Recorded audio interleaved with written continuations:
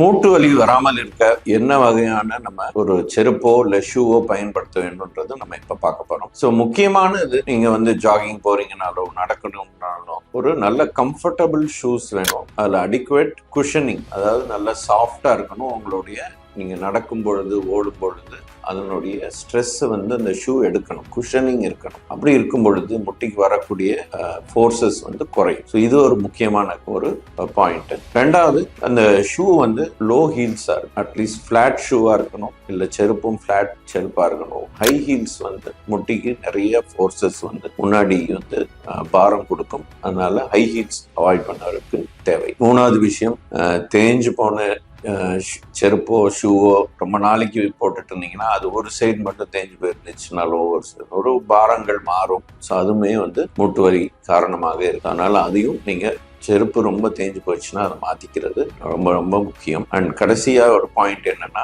உங்களுக்கு இது நல்ல ஒரு ஸ்டெபிலிட்டி கொடுக்கக்கூடிய ஒரு செருப்பா இருக்கணும். ரொம்ப நேரோ செருப்பு எல்லாம் போட்டிருந்தீங்கன்னா அது கால் எப்போ பிசகி விடுறதா இருக்கலாம். இல்லாட்டி அது ஒரு சைடு மட்டும் வலி கொடுக்குற மாதிரி இருந்துச்சுன்னா நீங்க வேற மாதிரி முட்டியை வச்சு நடக்கிற மாதிரி இருக்கலாம். அதனால ப்ராட் ஸ்டேபிளா இருக்கக்கூடிய, உங்க நடக்கும் பொழுது ஸ்டேபிளா இருக்கக்கூடிய ஒரு செருப்பையோ ஷூவையோ நீங்க பயன்படுத்தி கொண்டால் இந்த மூட்டு வலியை தவிர்க்கலாம்.